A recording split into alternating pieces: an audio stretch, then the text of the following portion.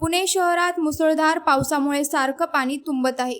त्यामुळे पुणे महानगरपालिकेने नाल्यांमधले अनधिकृत ऑप्टिकल फायबर केबल्स कापण्याचे काम सुरू केले आहे, ज्यामुळे नाल्यांत सारखं पाणी साचत होतं।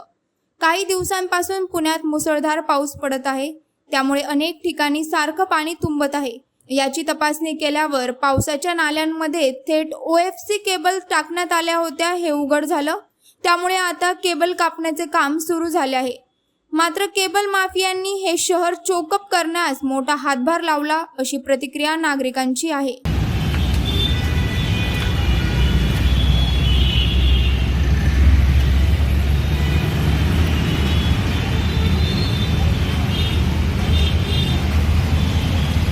मला वाटतं हा पाईप तरी लक्षात येईल ना तिकडे।